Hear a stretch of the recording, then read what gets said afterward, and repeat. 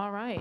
Good evening. My name is Cynthia Krass. I'm the Vice Chair of the Transportation Advisory Board. This is the regular monthly meeting of the Transportation Advisory Board. And let's see. This is my first time leading the meeting, so not if, but when I make a mistake, you guys will keep me on track. The first thing we'll do is I'll entertain a motion to approve the minutes. Or do we approve the agenda? Do we approve the agenda? No, just the minutes. Okay. I'll entertain a motion to approve the minutes. Motion to approve motion to approve the minutes. Do we have a second? Second. All in favor? Aye. Aye. All opposed? All right, motion carries. Do we have any public comment this evening? Sure. Okay, come on up and speak into the microphone. Tell us your name and your relationship to the city, and you have 3 minutes to share your thoughts with the board.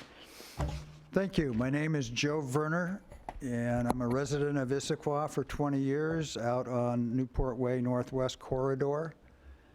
Your favorite subject. Don't have comments in particular, just a question to ask.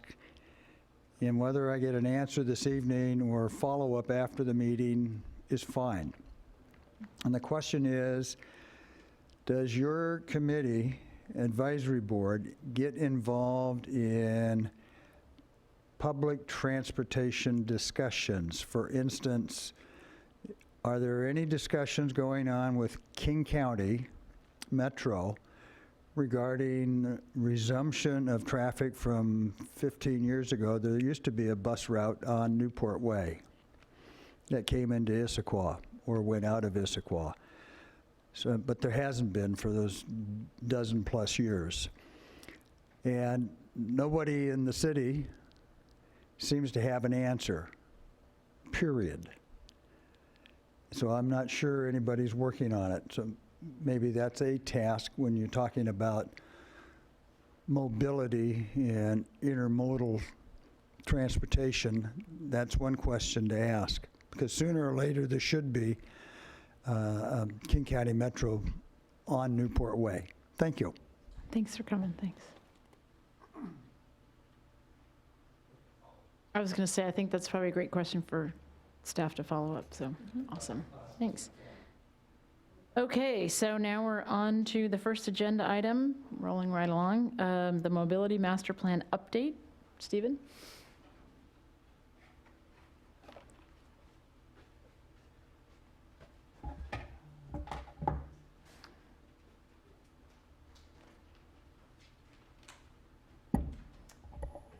All right, can everybody hear me all right? Yeah. Okay, perfect.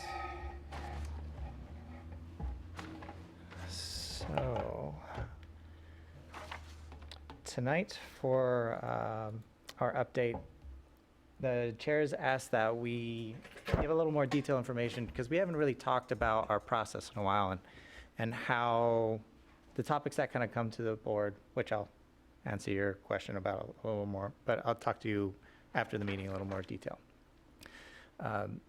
Particularly with the schedule with the Mobility Master Plan, but also how things are going to be coming to the board and how we'll discuss things and kind of the process flow from where does it go from there. So one of the first things I want to talk about is kind of our schedule. Today we're going to be talking about some of the policies, but specifically the performance metrics and our project selection criteria and what we want to call it. Our next meeting is in late October.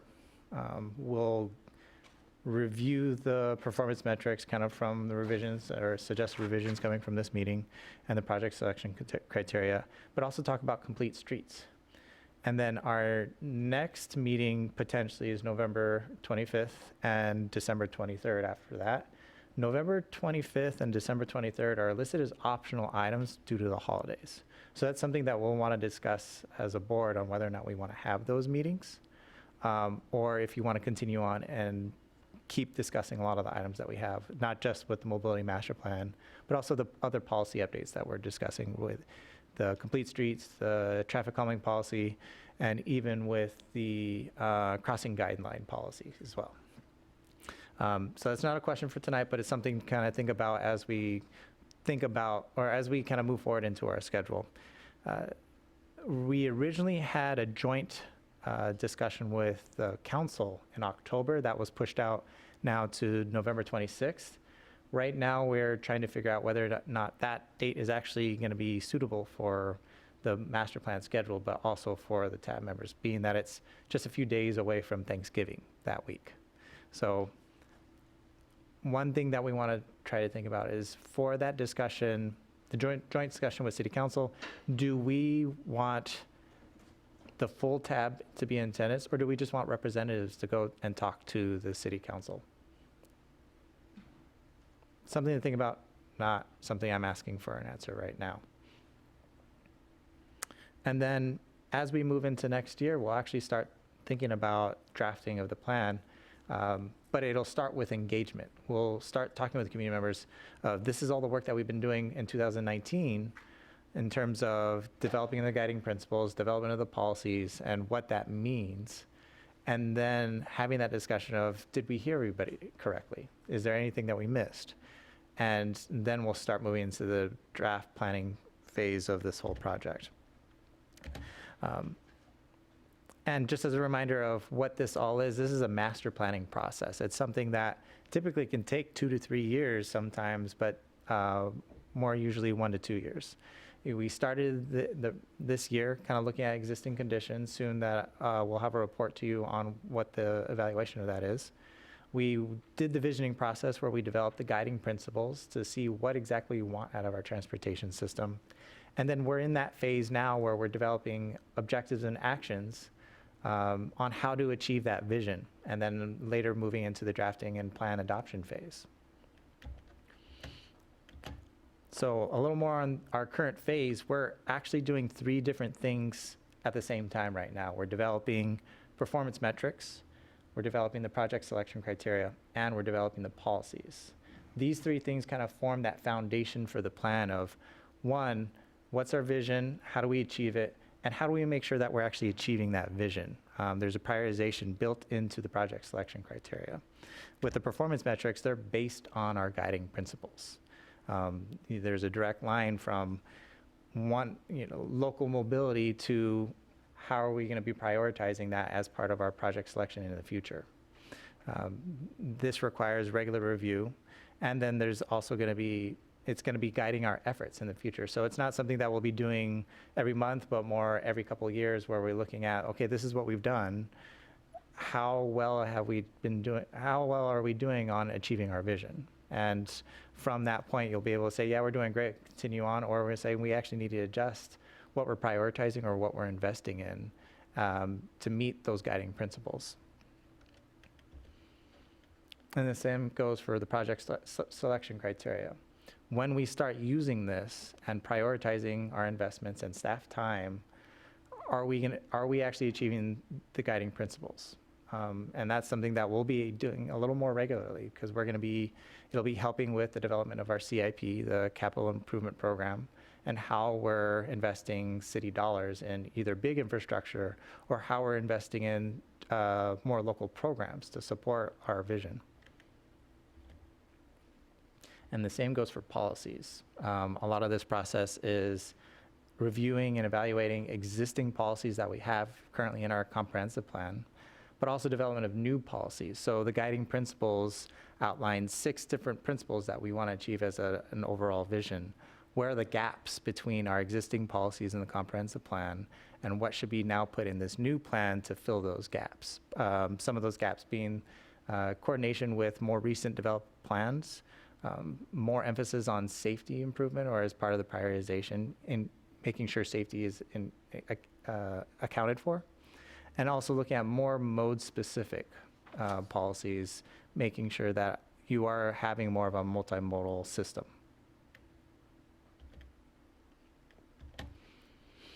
Now, the TAB's role in all this is to be an advisory board to the City Council on transportation policies. Whenever we bring a policy or an issue to you, we are asking for your perspective of how we should approach it. And that's where that recommendation to City Council will come in. Most of the time, we're going to be bringing a lot of information to you, answering your questions to make sure you have all the information you have before you make a decision and make a recommendation to the city council. The same will go for when we move on making changes to the policies, but also the development of the master plan. We want to make sure that you're comfortable with how it gets developed before it goes to city council. And then oftentimes there's a little kind of back and forth between city council on making sure that we're on the same page with what we're trying to achieve. Are there any questions so far? Okay.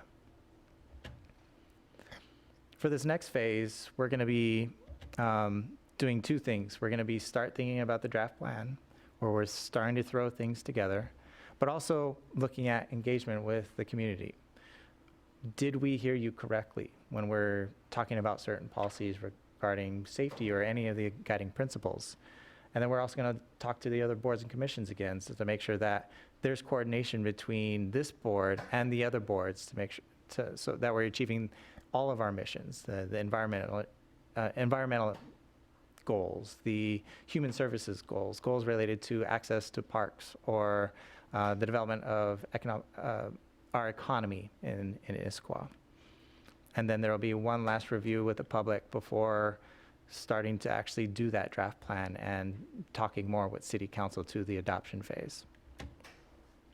And that's where there will be a lot more frequent conversations between staff and the tab, and then more direct conversations with the city council. There will be a little more check-ins with city council next year before going to the legislative process for adoption. Now with the adopted plan process, I usually account for about 3 months of review.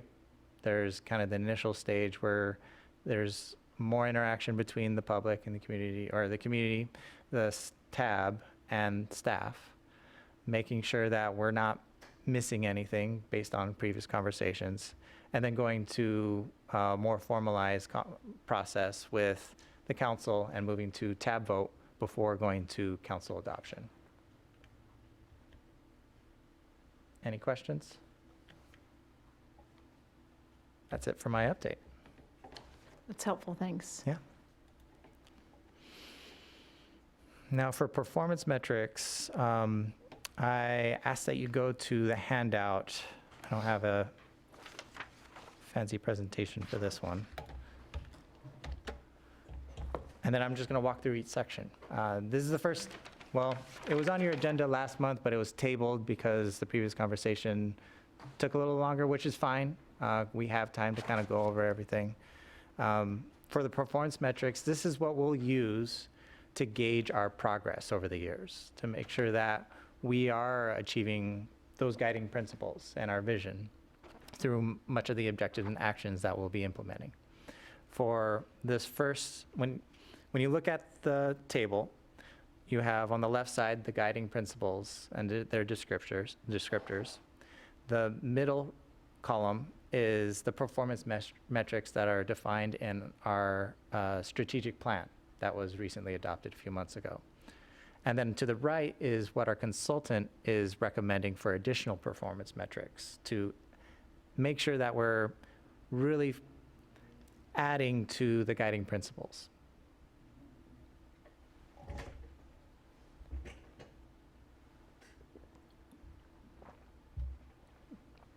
So for the first guiding principle in the top left, in the strategic plan, we have system access, and then we have community satisfaction. Two things to look at local mobility in Issaquah. And then what our consultant is recommending is adding, looking at evaluation of number and severity of collisions, so that you get that safety factor in the performance metrics, but also looking at the number of projects that are implemented in the city. And that can be either a hard number, looking at total number of projects, or you can look at the dollar value when you're looking at projects implemented as well. So you can compare what the investments are, how the investments are split up. Are there any questions on that first row? Are you just taking questions at this time, or are we talking, or are Just we, questions as we go through. but also just like comments or discussion or substantive, or just like, okay? Yes. Because I'll- I did have a question, but I don't want to go first. Does anyone else have a comment on this first one? I just wondered, I had two questions on the first one. Mhm. So it sounds like these strategic plan performance metrics and the ones on the right you said are what should be added. What I was wondering is, are we really set on a quarter mile? I had in the past heard half mile was a really good planning figure, and I wondered if there was a good reason that it's a quarter, not a half, and if you could tell us more about that. And then I was also wondering, with this community satisfaction, do we have like a longitudinal study? So is that,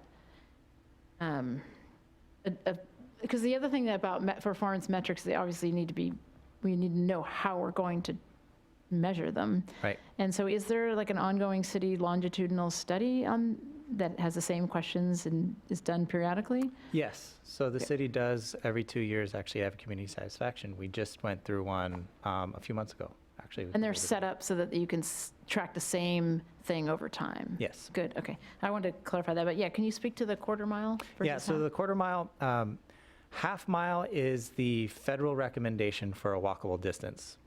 Quarter mile is the industry standard now for when you're looking for a walkable distance. But when you start to take into account people's physical abilities into what walkable actually means, an eighth of a mile is actually more recommended. Nice. Because of that shorter distance, that's considered more comfortable and more convenient to be more walkable. But it also takes into account the land use. So when you look at downtown Seattle, a walkable area is actually like a half mile because you have more things that you can access in a shorter amount of distance.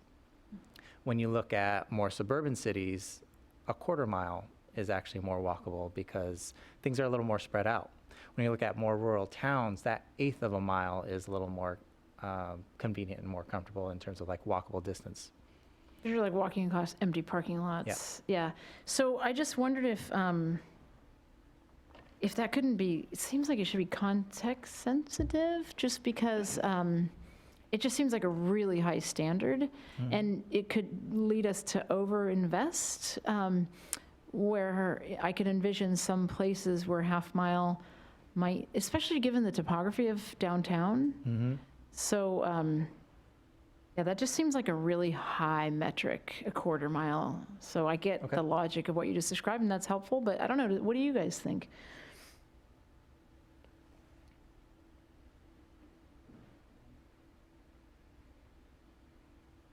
You don't have to. No, I know. I just want to make sure that you get a chance. I mean, when you think about it, think about comparing Highlands to Sycamore.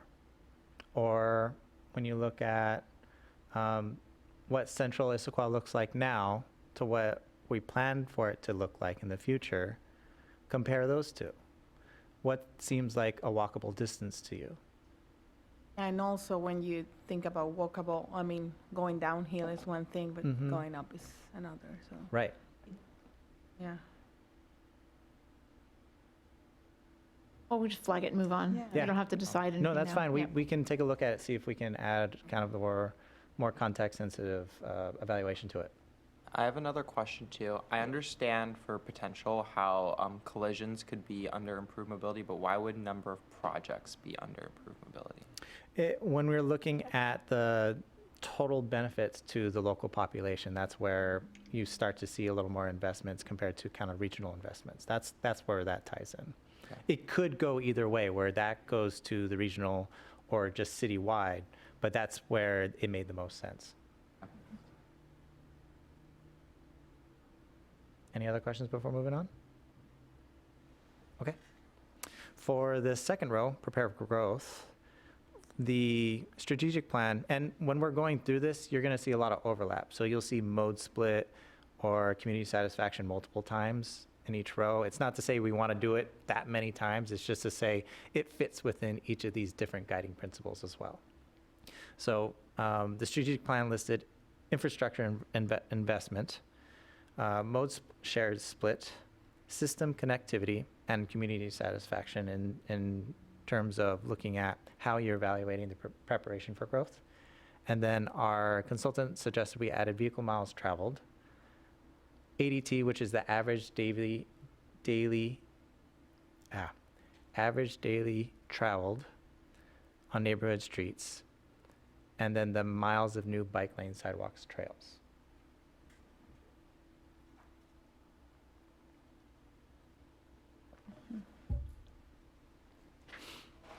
Are there any other questions on the suggested items? And it can be, yeah, that doesn't make sense here, or could we move this to another row? Or it could be, yes, I like it. Can we safely assume everything that's on this page is feasible to measure, or they wouldn't have gotten on this page? Yes. Okay, because I have all kinds of questions that aren't salient to this discussion, and we use up all our time about how these things are measured, but Yes. I'll hold that and just Yes, so yeah, assume. I'll add that caveat to all this. They are all measurable. The one thing to note with that, every additional item on here takes additional time and investment to be able to produce.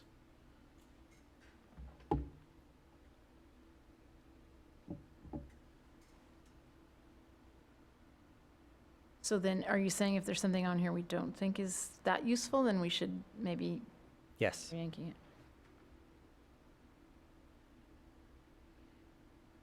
And I can also talk more about, if something seems confusing, I could talk more about it too.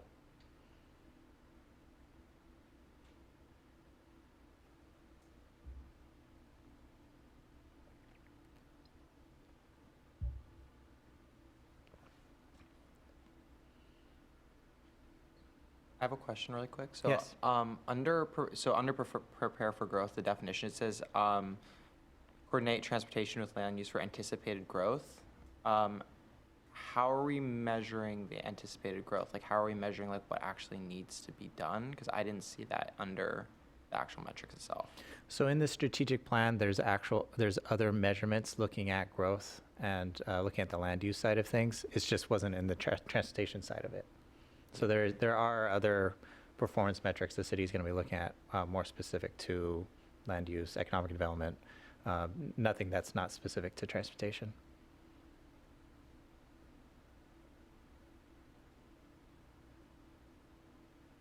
I see lots of furrowed brows. People are thinking hard. I don't want to rush us, but if you guys are ready to move on. Move on. So for the third row, it's promote environmentally sustainable mobility. The strategic plan lists mode share split and system access as performance metrics for that guiding principle. And the consultant is suggesting miles of new bike lane, sidewalk, trails, as well as electric vehicle use or ownership in the city.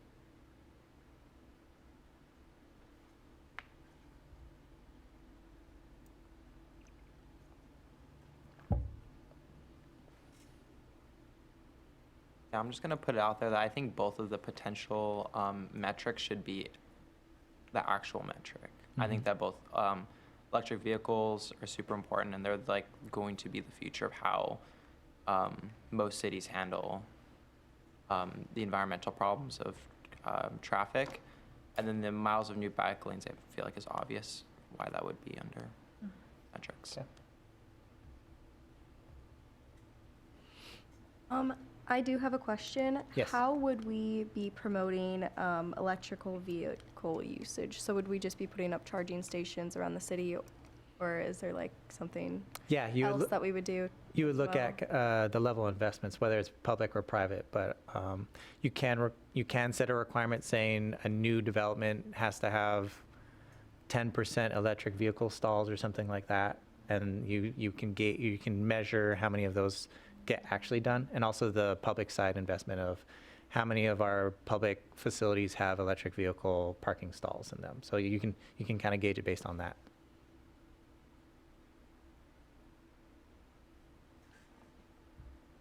Before you go, when we're ready to move on, I actually want to go backwards one step. Perfect. Is there anything else on that item? Okay.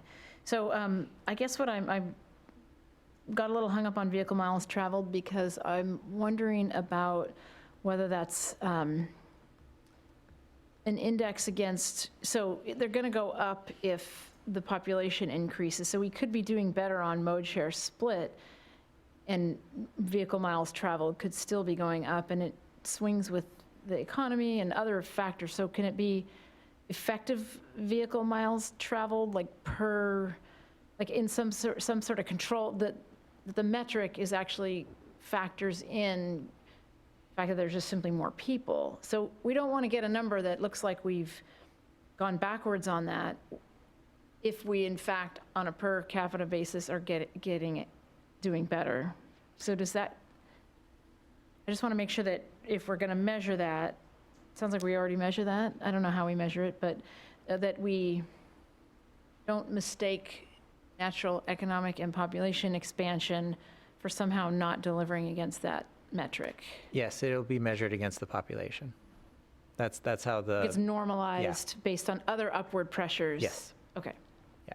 And one thing to be clear, most of this we haven't collected yet because the strategic plan was just adopted. So these are all new to the city. In terms of like looking at the miles of certain infrastructure and kind of the basic things like that, we do have measurements for that. But for vehicles mile traveled, a lot of these, other than collisions, we haven't measured yet.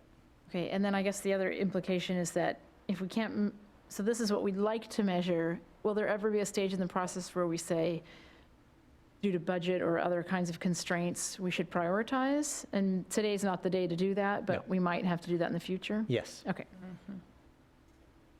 Right now, we're just trying to get it right. Great. Sounds like Okay. we're ready to move to the next one. Okay, so for the fourth one, invest wisely. In the strategic plan, we looked at asset maintenance deferral rate, and that is, I'll read it because it's kind of confusing. It's the quantity and value of maintenance that is deferred in terms of what's being pushed out into the future and not being done now.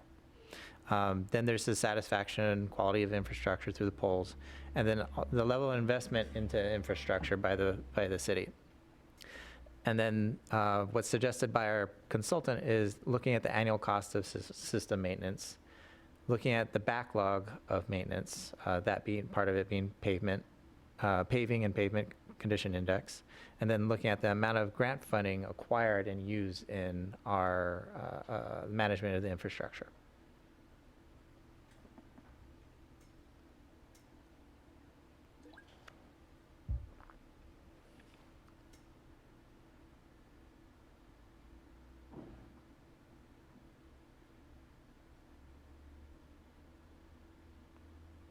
Any thoughts on any of these? Any questions on these? These ones are probably the most confusing of the set. I have a question. Yes. And, I mean, might be kind of late to ask, but when we talk about potential added, is it, when would they know, like, are we gonna be able to move them to the other line to prioritize, or I'm sorry. how will they decide? You know, these are potential added, so it's not 100% sure if they will. I mean, from today, if you all say, yes, those all look great, let's do what's suggested from the consultant, in addition to or instead of the performance metrics, we'll start there. Okay. We're not trying to say that we've already decided on anything. This is just what's been developed thus far. Okay. Thank you. Mm-hmm. I have another quick one. Yeah. I don't know if this is relevant, but to me, when I think about investing wisely, I think about also system connectivity. So it's not, if we did all these things well, but we still didn't connect, like I like the idea of like doing something well and making sure that a user can get from point A to point B without there being gaps in the system. To me, physical gaps in a mobility system is not a good investment. And so I'm wondering if we want some kind of metric, or maybe it's just too many metrics, but I do think that that there's a spatial component to investing wisely. Okay. you know, everybody's had that experience where you're like riding your bike or you're walking in the sidewalk and then suddenly it ends. And a lot of that's driven by development, you know, that they have to do something, but they can't be asked to do it beyond their, you know, certain area. But in terms of the city making investments, I would hate to have it be piecemeal. Okay. We'll take a look at that. I mean, ultimately, what we'll do is we're going to take a look at all of these performance, because you're right, this is a lot. We're going to have to eventually narrow it down. Longer before it gets shorter. Otherwise, you're going to be getting a 50-page evaluation document that And all most your time people aren't evaluating, not any doing. So, and that's not what we want. We want to be able to put something together every few years that show easily how the city is gauging in terms of like investment in our transportation infrastructure or the system itself. So if it makes more sense when we go back to this, that the connectivity and looking at that spatial component makes the most sense on this guiding principle, then it'll probably go under there. Otherwise, it might go someplace else. As it stands right now, because there's a lot of overlap between looking at gaps in the system and multiple guiding principles, it's going to be in there. It's just deciding which row we're going to put it is going to be the decision later.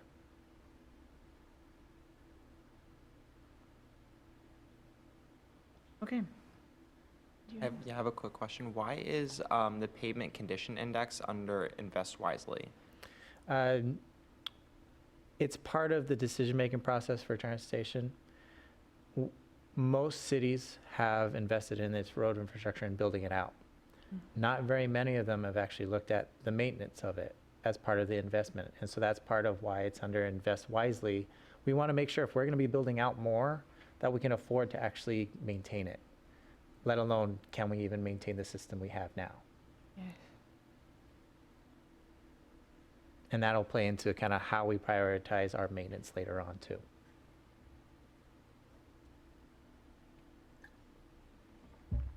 If there's no other questions, I'll move on to the next one, and then we can always go back to as we go through this. The next one's anticipate transformation.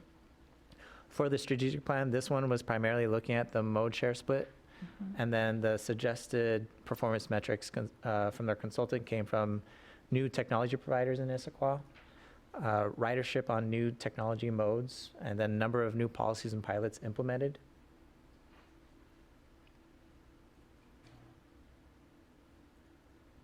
Any questions on what was suggested?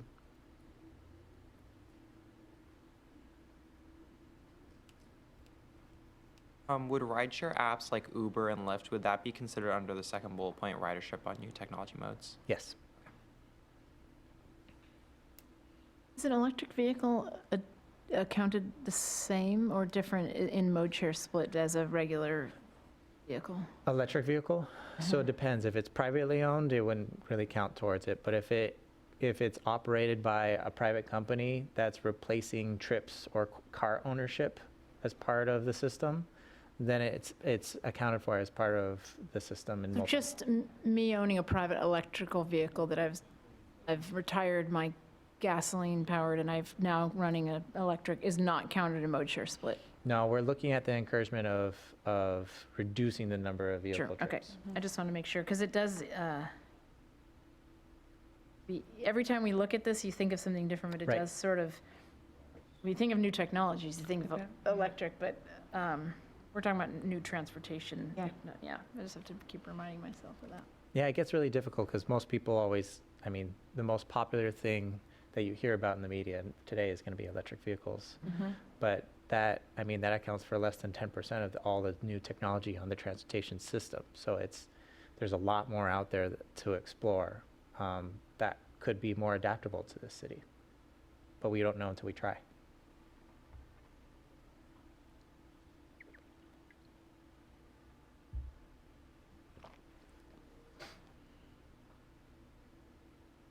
Okay, if there's no other questions, you want me to move on? Yeah, let's go to the last Okay, for the last one, better connect Issaquah with the region. For the strategic plan, I looked at system connectivity, but also looked at system access, particularly because transit is one of the major ways for moving the most amount of people and connecting with the region. And what was suggested by our consultant was also look at transit boardings as part of that evaluation, but also the number of projects that partner with another agency, not necessarily with the transit agency.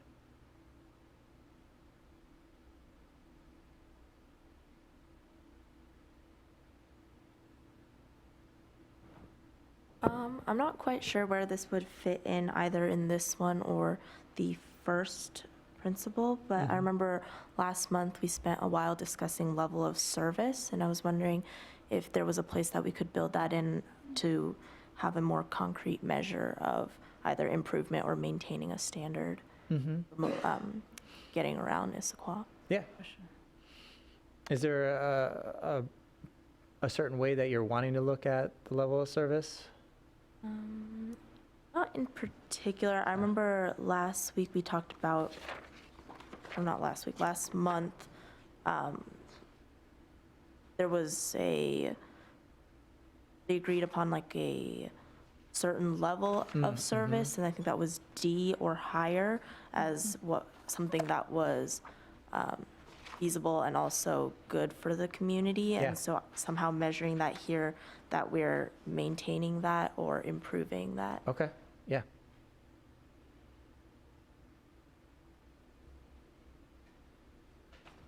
It's a really good point.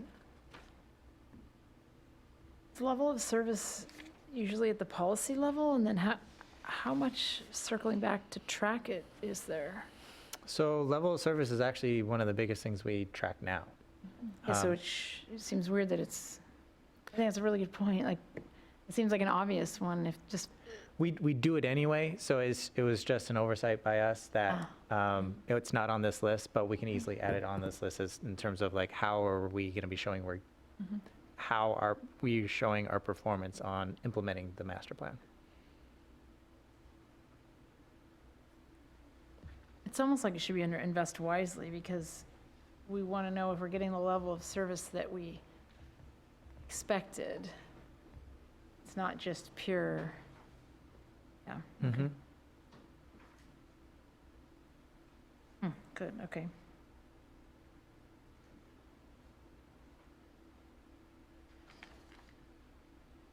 I feel like it's a pretty comprehensive list. I don't have anything to add. What about you guys, except that obvious one about level of service? Mhm. Okay. If there's no other questions, you want me to move Oh, on? I think prioritizing is gonna be the harder Okay, question. yeah, that's why I saved that one for last.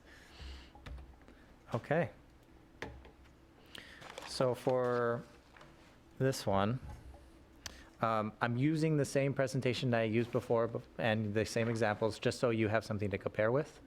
And what's in the red ink is the new scores compared to the old scores. So the old scores will still be in black.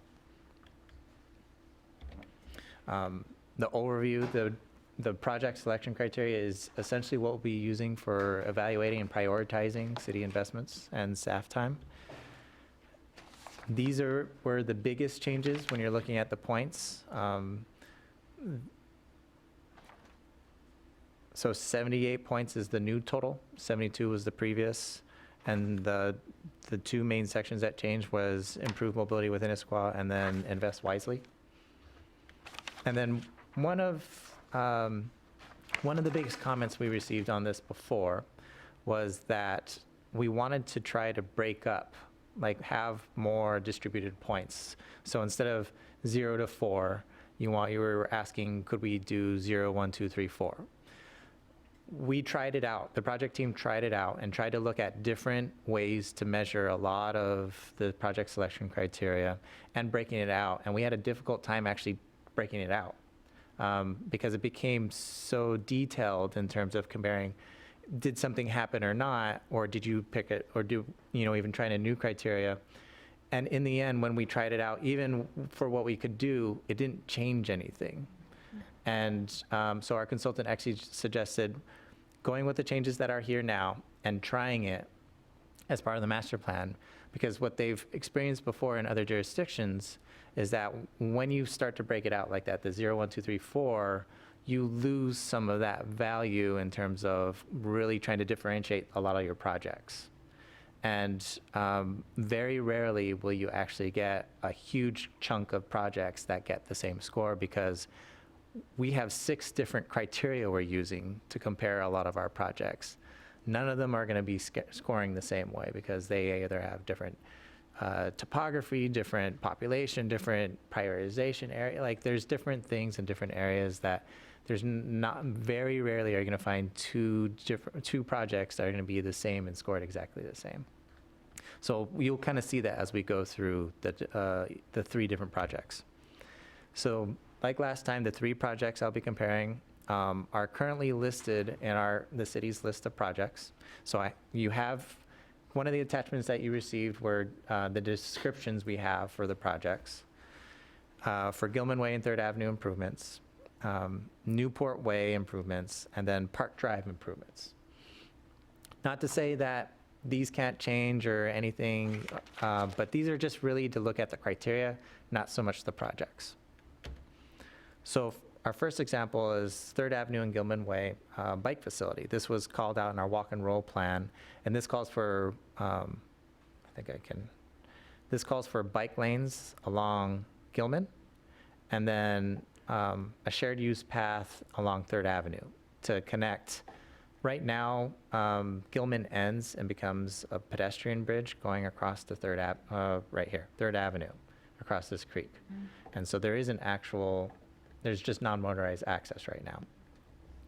And so this currently isn't on our CIP. And one of the things that, when you're looking at it, right now there's a wide shoulder that's used for parking on Gilman, a center island, and 2 lanes traveling in each direction. And what's being proposed is just adding probably a buffered or protected bike lane on both sides, ensuring that there's also a walkway on at least one of the sides.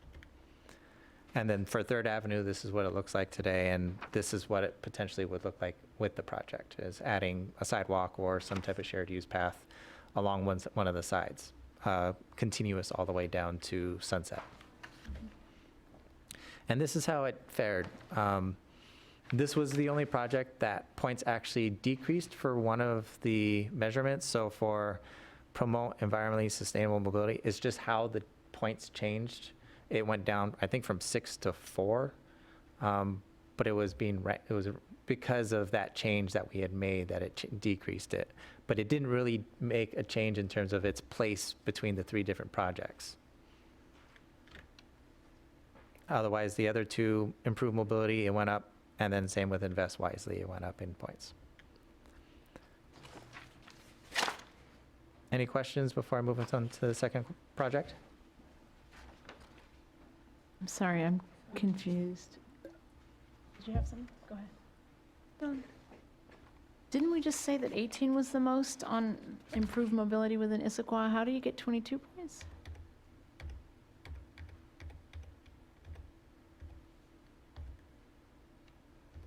Oh, it's a typo. Oh. So it should be 18.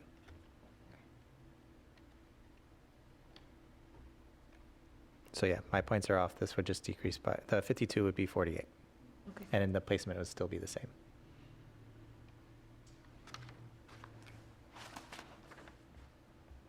Thank you for the catch.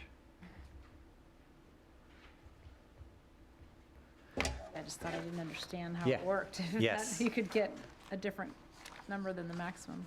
Yeah, no, that was typo on my part. For the next project, Newport Way, this one is a rebuild of the roadway with added roundabouts, adding protected bike lane, sidewalk, shared route path, upgrades to utilities, and this one is currently located, or is listed on our CIP and has federal dollars attached to it, which means that it is a project we need to move forward on, otherwise we have to pay back those federal dollars. So this is what the corridor looks like today, where you have 2 lanes traveling each direction. There's a bike lane for portions of the roadway, and then shared use path on both sides, which is used for parking on several sections. And this is what is currently proposed for at least this particular section. It changes with center median or landscaping in different sections. But for the most part, this is what it looks like. So you have 2 lanes traveling in I think, southbound, and then 1 lane going northbound. Oh, before?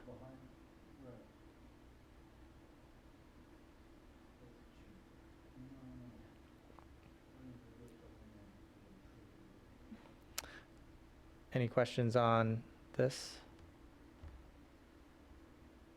And same for this. The first one is 18, not 22.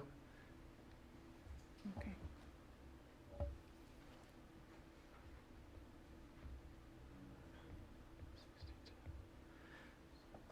And then for the 3 main sections where the points changed, they all went up.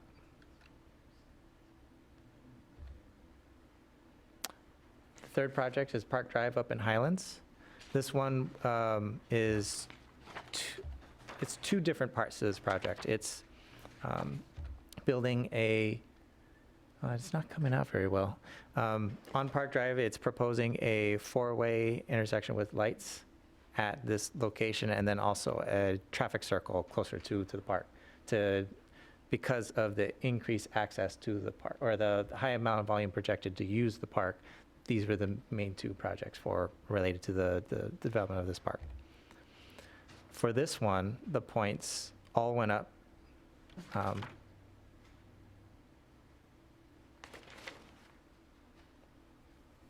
one's still 24.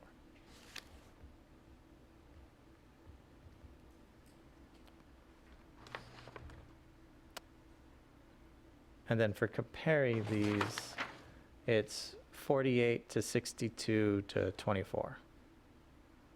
So in terms of ranking between the 3, it stayed the same.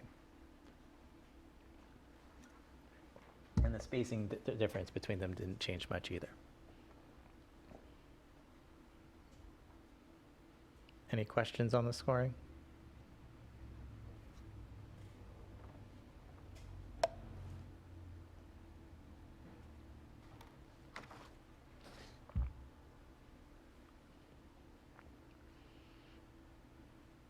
You look like you got something to say.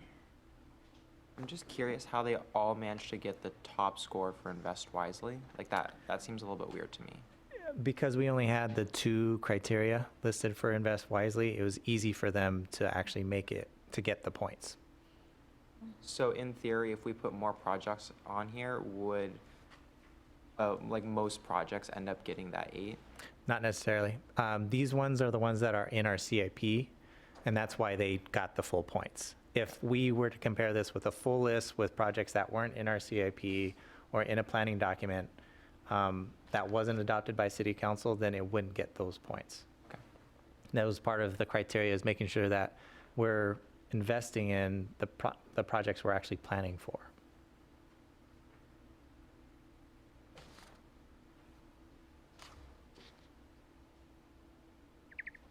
I feel like I should know this, but that, I guess, makes me realize that I don't know what the methodology is. Is it pretty rigorous, or is it a little bit subjective? Like, To get a project in the CIP? no, to get a point. Well, Is there like a rubric?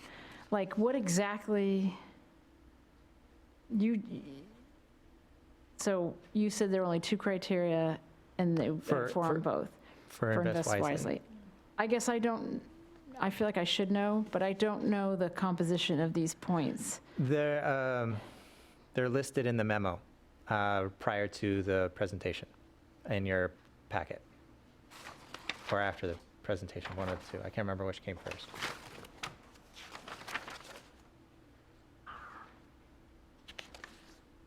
Okay.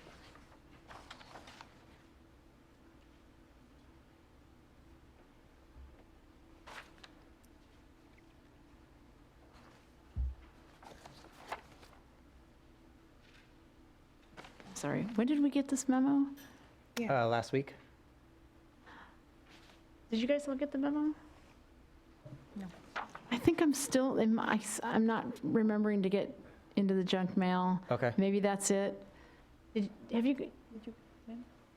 you guys see this? It's okay, I there's, honestly haven't checked my email, so. you did see it. Okay. In the first email. Not from Steven. It was from the, The links came from the city clerk out to the boards. I don't, yeah, I will have to check my junk. I don't think I have. So it ended up in your junk. Okay. I'm not being a very good vice chair because, Well, that's okay, well, okay. We're still getting it. Yep, we're walking through it. So do you want to walk through that? We can I go think through we that should keep instead. going, and then Okay. I should make sure that I read this with a more careful eye, and if I have any comments, I'll let you know later. Okay. But I don't want to use our time together with me playing catch-up. Well, no, the rest of this time is primarily discussing I this. also forgot my glasses. I can't read it. So we can go through, Do you have them? yeah, I can pull Oh, it that up would be if that's helpful. If everybody's.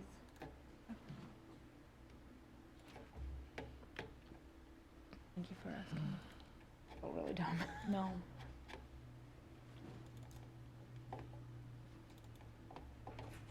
I put her in my safe list.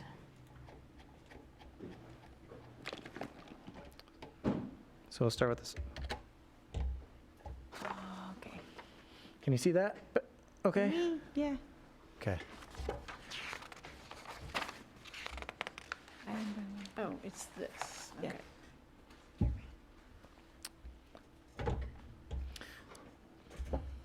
So everything that's in red is everything that changed, and a lot of it came from your comments the last time we reviewed this.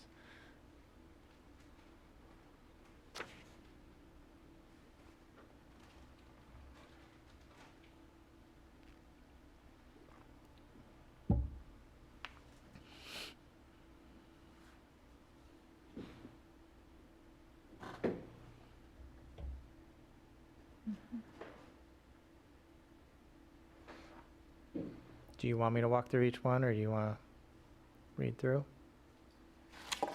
How are we, we're doing really good on time. Mm-hmm.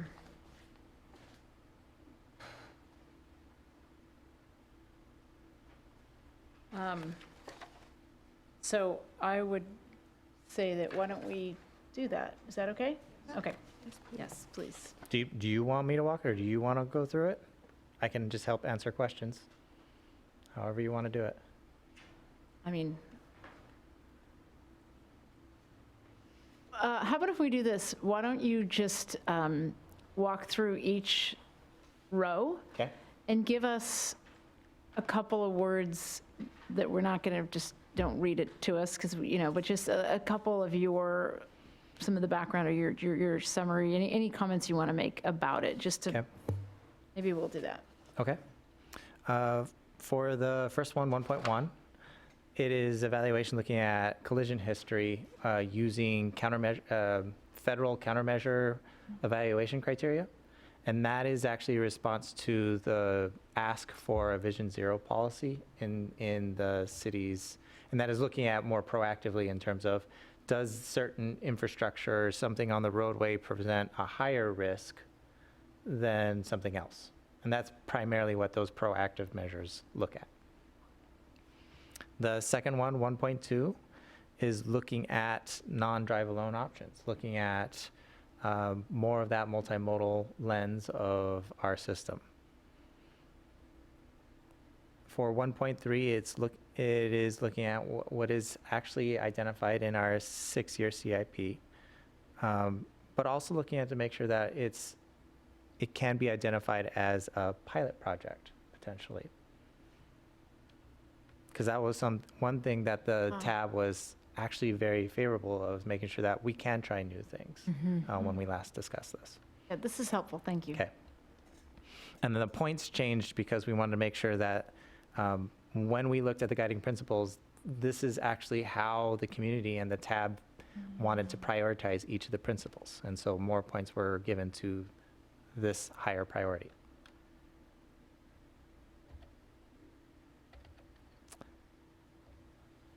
Do you want me to go through just red or everything? I think that we can't hear too many, repetition is not bad, yeah, especially because we're not pressed on time, so it's helpful, Okay. I think. So everything? All right.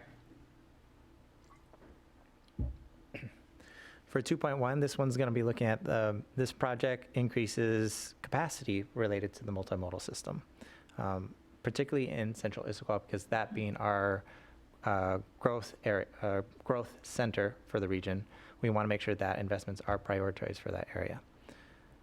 For 2.2, that's looking at connectivity primarily to our system. Is it going to be increasing connections, or does it maintain what the connections look like today? For instance, can you ride your bike to the nearest transit center or walk or so forth? Or do you have to drive your car for your primary mode to get around to everywhere? For 2.3, this one's going to be looking at the negative impacts related to our neighborhoods. One thing that the tab wanted to make sure that we're paying attention to, particularly because this was heard throughout all of our previous planning efforts, was that neighborhood character and context is taken into account as we're looking at any type of change. For 2.4, we're looking at increasing capacity on the arterial network, primarily because those are the areas that we have the most right-of-way and the most area where we have to work with, but it's also the areas that are designed for a higher volume of modes. Where can we fit the most amount of people moving between point A and point B? I have a question really quick if we go back to 1.1. Yes. So I know we talked about Vision Zero, and I have no idea what an FHWA approved proven safety countermeasure is, to be honest. But what I read from this is it sounds like new projects would get this added on to it. Is that correct? Yes. So at least from what I took away from what we talked about last time is we also would want it, we would want some way to evaluate our current infrastructure as it relates to that. Is there any way to do that, or is that just not available? Because this evaluation is looking at new investments, it's only going to be looking at all new stuff.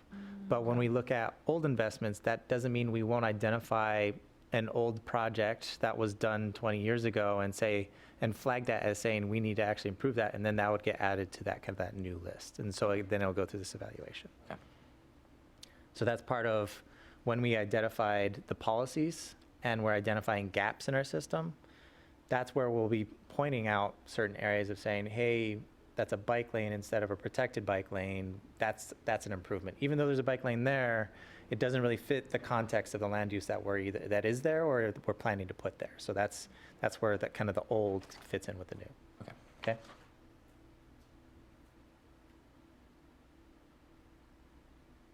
Good with this section? Move on to the next one? This is really helpful. Okay. Yes, it is. Yeah, I Yeah, just, I thank feel like it's Yep. sinking in. It's- You probably feel like you're repeating. No, but that's I feel fine, like that's we're fine. It's I sinking want to in. make sure that I'm going through this the way you need it to, okay?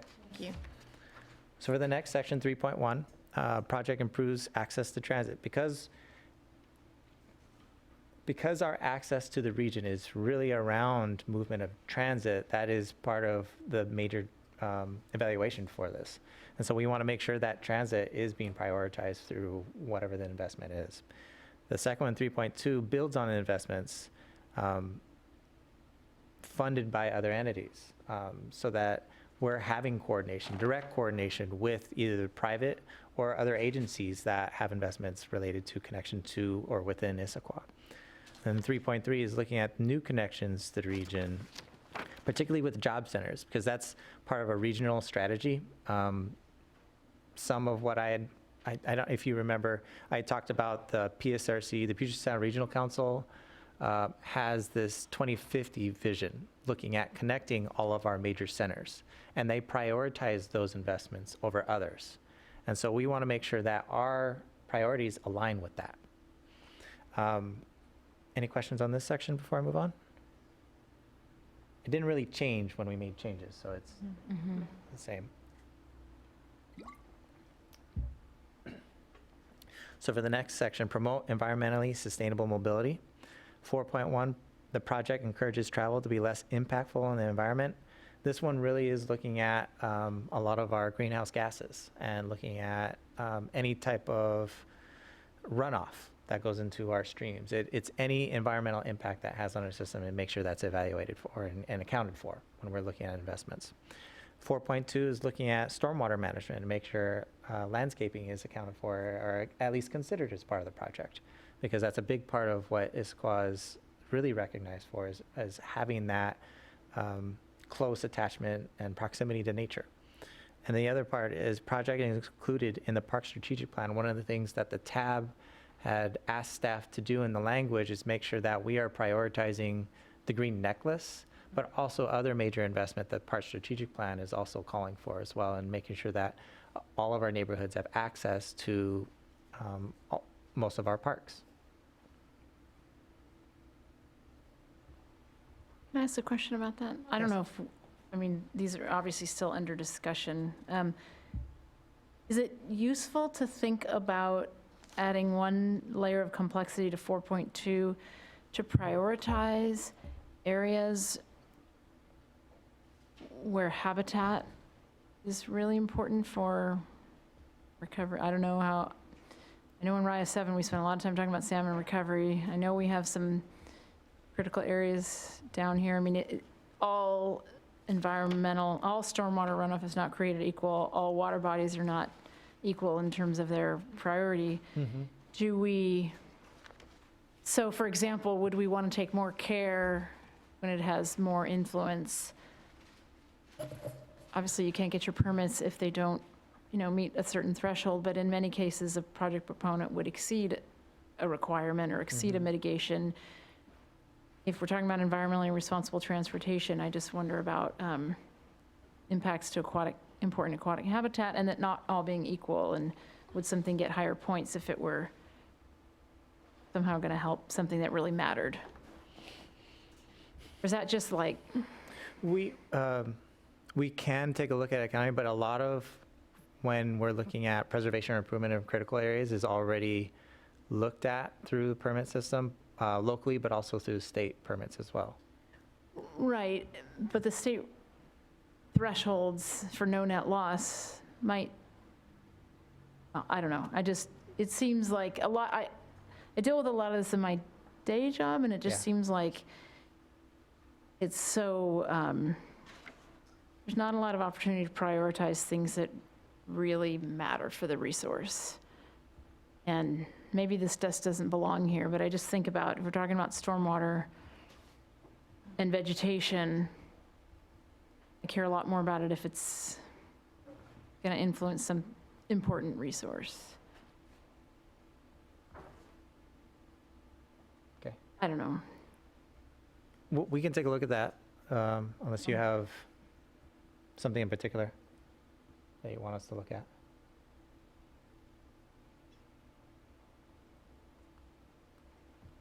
Okay.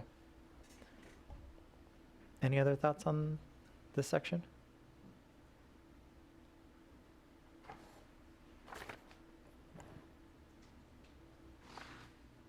Are you guys good? Yeah, this is helpful. Yeah, let's go to Yeah. the next one. And as we're kind of going through this and you want to go back, that's totally fine too. I flipped back a few times, and it's just making a lot more sense Okay. now. Okay. I'll go ahead and flip to the next page, which is the last one. Invest wisely, 5.1. Project supports multiple city department plans or is a strong match for grant funding. One of the main goals called out in the strategic plan is making sure that we are being competitive looking for grant funding. And we can't do that unless we're requiring very similar things as what grants are actually calling for. And so that's what this one is really calling for in having multiple departments as part of their plans, but making sure that it's a match with grant funding. Those two kind of go together, because most of the time when you are going for grants, there is a actual criteria that says, what plans is this located in? Is it a comprehensive plan? Is it just an unadopted plan that someone put together? Like, it even looks at the different levels of plans or effort or commitment that the city is making to this type of project as part of the grant funding criteria. So that's part of what this is coming from. For 5.2, the project could be funded through impact fees or other supplemental funding sources under consideration. This is primarily because we see a huge weight going on city general fund, or even the limited amount of transportation funding that we have now, and we want to make sure that we're looking at this wisely and more comprehensively, and exploring all the different options for a lot of these investments, because we haven't really done that in the past, and so we want to make sure we're doing a better job of that. For 5.3, the project improves or maintains existing facility conditions and alleviates maintenance needs. This one is kind of going back to that previous statement I made about maintenance. That's one thing that we haven't really done a great job at really looking at in our transportation system, so we want to make sure we're doing a better job with that, and it's accounted for in our criteria. Any questions on those three? No.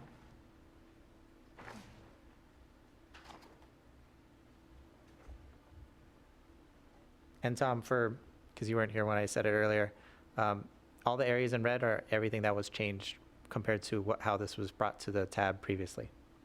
Right, okay.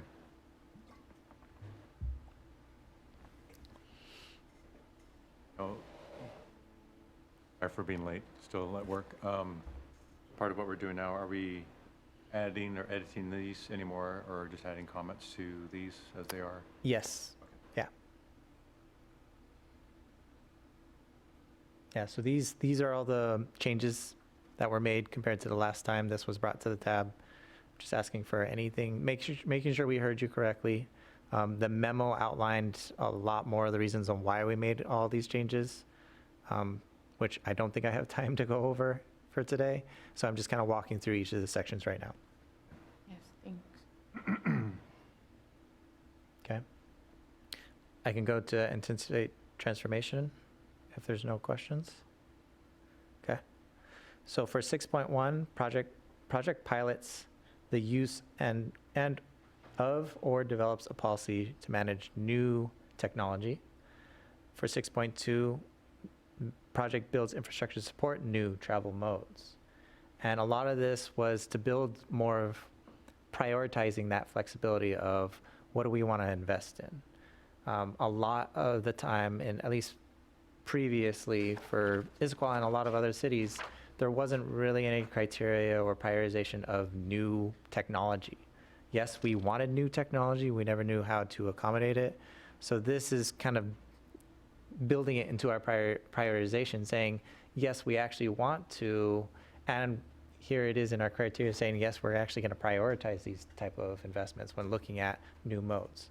And so eventually we might look at a program where we're actually going out and exploring and finding different technologies that we can implement as part of our system, whether it's looking at a partnership with Metro and different types of transit modes or options, or we're looking at a partnership with a bike company so that we can get more electric bikes or some other new technology out there for residents or community members to try.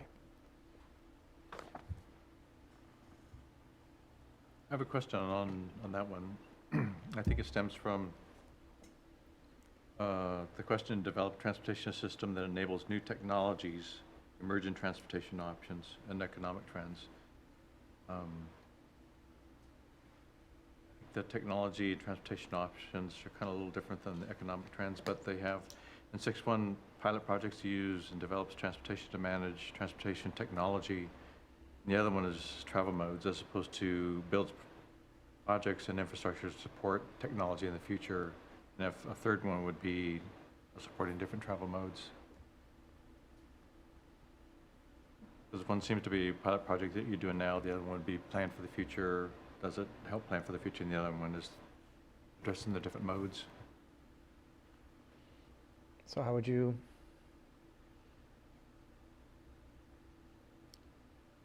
You have 6.3. Yeah. Like 6.2 would be 6.3, and then a new 6.2 would be to project builds infrastructure for new technology. I see. Can you tell me more about what you mean by that? I'm not 100% tracking. I'm sorry? Could you tell me more about what you mean? I'm just not totally tracking. Okay, so the different modes so the first one would be a pilot project uses new technology. So technology might be bus queue jump, or maybe technology on your phone to know where it's congested in the city so you could try an alternate route. And then I'm looking at 2 just being different modes, travel modes. So that might be bike, scooter, walk, ped, bus. And I was thinking that if there's a pilot project that's going to use new technology, like a bus QPass, or a pilot project that might build a lane, the technology, but the technology's not there yet, so it's building infrastructure for it. That's down what the you're road. proposing, a new 6.2, is to prepare for a new technology we think is on the horizon, Right, so that we can adapt it and incorporate it even after the investment's been made. right. So one might be, okay, we have the money, we can do this now. The other one, we or apply for a grant in maybe 2 years. So if we build this part of the infrastructure, it's going to get it ready for down the road. And then the 6.2 is just then looking at different modes that might use it, whether it's a bus or a car or walk-pad bike. Could Does we? that make sense? Yeah, could we, instead of building kind of a third category there, could we build into that 6.1, the look at or prioritization is kind of the infrastructure going into it, not just the policy? Maybe you could add the 6.1, whether it builds it then Yeah. or sets it up for the future, and that would take Okay. care of, it then. Did you say that again? Sorry, I'm just really wanting to make sure I understand. So adding to 6.1 language that would say prioritizing the investment of infrastructure to support new technology as part of being able to pilot it. And then the second would be, okay, looking at different modes, offering different modes of technology. So the infrastructure would be the ground side of the things, and then the mode would just be kind of the different options that you can be able to put on the ground. So to give an example, one of the options for electric vehicles is to be able to use tracking technology. So you would build something to the road so that it would know which lane it is and how fast it's going and so forth, and also potentially be able to charge it. But that's only one of the technologies for electric vehicles. So it's just one of the many. And that's just one example. You can apply that to the other modes in terms of buses or electric bikes or scooters and the technology that's advancing for those modes as well. Maybe, I think what Steve was saying also is where I was thinking be a 6.1, 6.2, that could actually all be combined in 6.1. As he If you're described. building it or planning to build it, it's all really focused on the technology part. I have a question Yes. about the the ranking points. If we add anything to 6.1 or add a new one, will the points stay the same?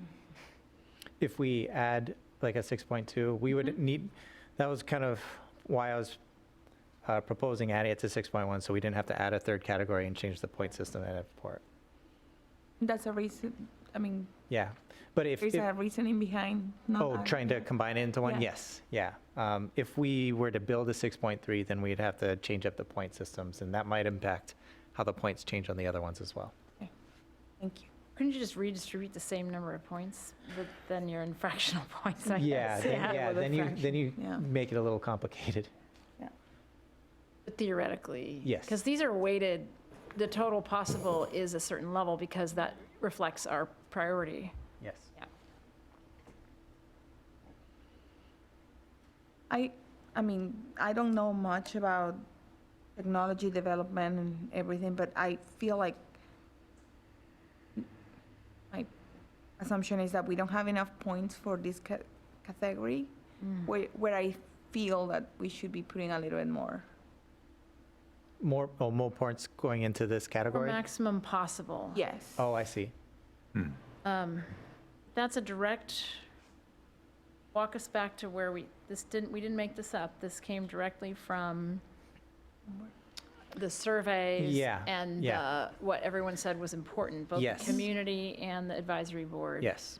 So when we went through the first phase of engagement, talking about the guiding principles, they told us this is what we want the guiding principles to look like. In the second phase and kind of the end of the first phase, we asked them to rank it as well, because we wanted to make sure that we didn't want to have equal distribution if the community thought that local mobility should rank higher than invest wisely and so forth. And so that's why there's 8 total points for this category and 12 for the next one up, and then 18 for the local investment.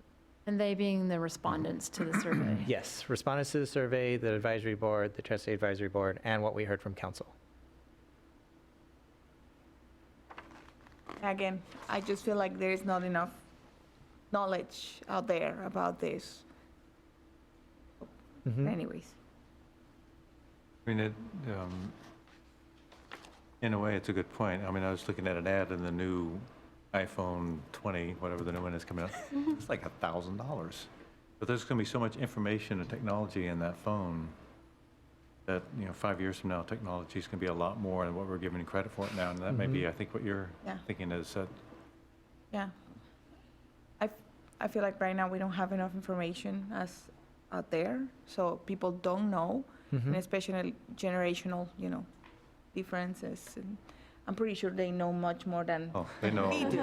they know way more. They can imagine much more. Exactly. So, I mean, I'm a little, I don't know, conflicted about Yeah. it. So No, can I I make a understand. suggestion? I think that we should maybe take a few minutes at the next meeting, maybe remind us how we got here, let us look at the data again, and then also remind us of the planning horizon, not only for the planning horizon for the plan, but the expected adaptive, when would it be likely to be revised? Because I want to capture our concerns, but I also know that me personally, I forget what I really thought was important before, and it's really helpful to be reminded before we make any, I don't think we should definitely, if we have new thinking or if we change our mind, we're allowed to change our mind, but I don't want to change our mind because we forgot what we thought was important before. So if we could be systematic about how we change our position, and Yeah. I think it could be helped by if we could spend a couple minutes at the next meeting, I know we have a tight schedule, but even just a few minutes revisiting this, where the weighting came from, and we'll all promise to read the memo in advance and look in our junk mail so that we can make it a brief discussion and not, like me, sometimes things are occurring to me real time and that's not as efficient. So we'll try to commit to being prepared, but I want to make sure that we are thoughtful. Yeah. That we're not locked into something we decided before, but that we're also not being willy-nilly. Is that okay? Yes. Okay. Okay. Does that sound okay? Yeah, we can do that at the next meeting. Pardon? Yes, we can do that at the next meeting.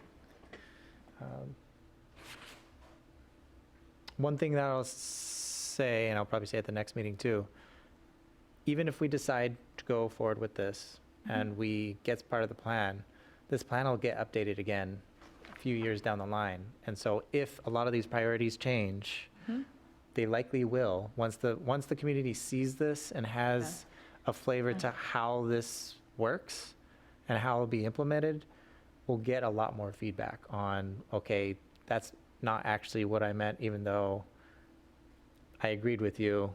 I want that to be a little bit higher. So I see this changing in the future, but this is just how, because this is the feedback we got, that's why it's laid out, and I'll talk about that more at the next. That's why I was asking for not just the planning horizon, but the schedule, the anticipated Yeah. revisions. Because 20-year plans usually are revised somewhere between 5 and 8 years. Yep. They're not revised in 20 years. Yeah. Yeah. Okay. Any questions on any of these? Oh, this is really helpful. Okay. Tom, now that you had a chance to skim through, you have any questions on the ones that we kind of passed through before you got here? Not at this time. Okay. All right. So does that conclude item 4A, B, and C? Yes. Yay, we're doing great. Do we have a staff report? We don't at this time. Do we have a chair report? Oh, that would be me. That would be you. I guess I'll just say that I met with Stephen last week in preparation for this meeting, and I asked him to go backwards. And I'm just assuming, I don't want to waste time. Our time together is valuable, but, we come and we meet once a month. I just can't seem to, it's important to me to remember the process. So I had asked him to go back. And so you guys should give feedback about whether you're feeling, come on, do we have to talk about this again? We already got it, we got it. Or is it helpful to be reminded of where we are in the process and that sort of thing? So just on an ongoing basis, we need to give them tell them what we need in order to give the best, plan input and so forth, so. Yep. I don't know, there's no other chair report. Hopefully she'll be back next month. And a youth report. I wouldn't say there's a youth report. I more have a comment as like an individual youth, that the traffic at IHS is much worse than last year, shockingly. And the answer is not just buses, because buses are also late because of traffic, which means buses are coming to houses earlier and getting to schools late, which discourages people from getting on the bus no matter how hard you try. So I know that we're not at the point yet where we're like starting to recommend individual policies and whatnot, but I think that's definitely something to keep in mind.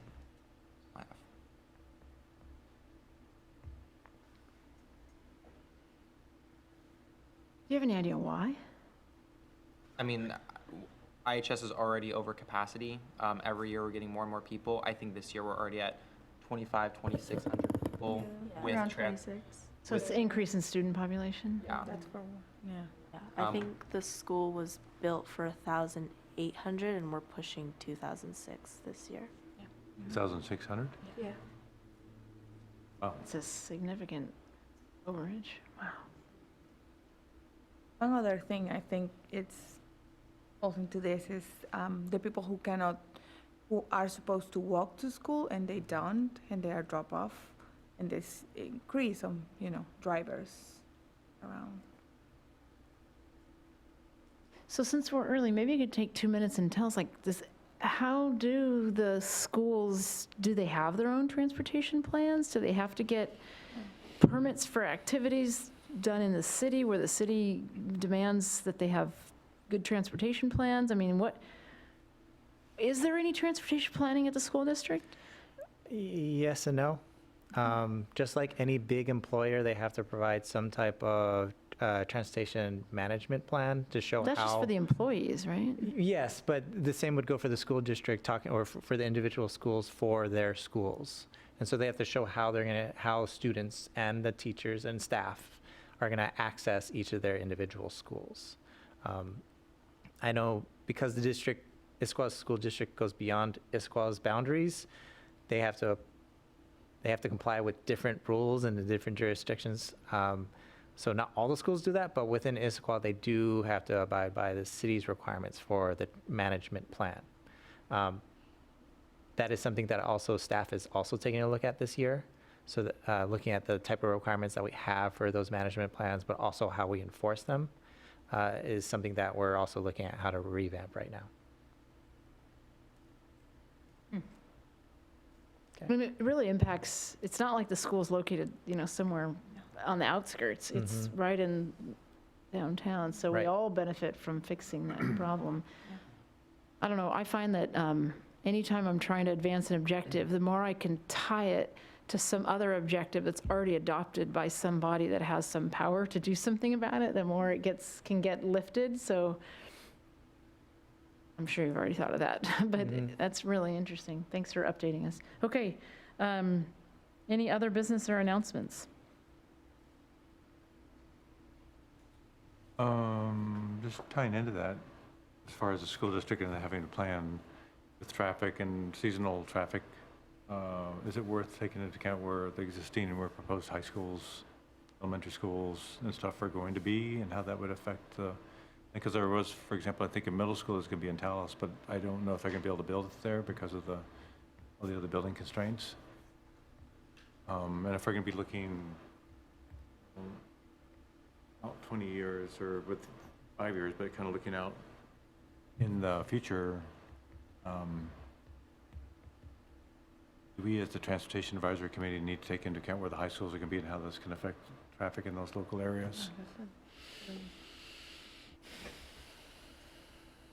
I think the way this board might handle it is, I'll talk to the planning staff, see if we can get a presentation on kind of the new schools that are being planned, and how we're handling kind of the transportation side of it.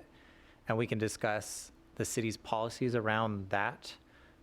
But the planning policy board or commission would be the one that would talk about kind of the placement of schools. Okay.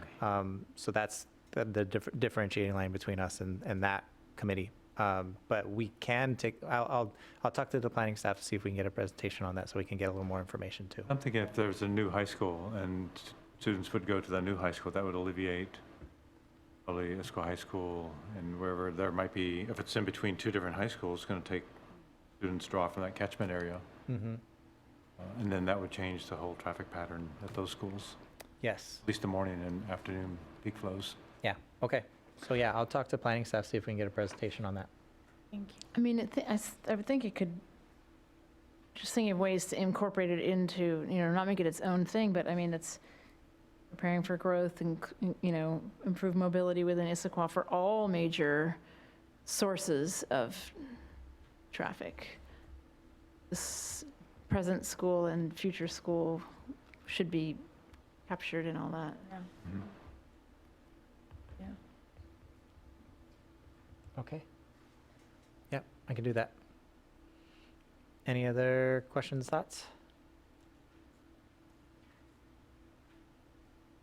All right, Done early. yeah. All right, Adjourn. well, with that, the meeting can adjourn. I will entertain a motion to adjourn. Motion to adjourn? Second? I second. All in favor? I don't know, do we vote to adjourn? Anyway, we're adjourned, 7:28. Second, third.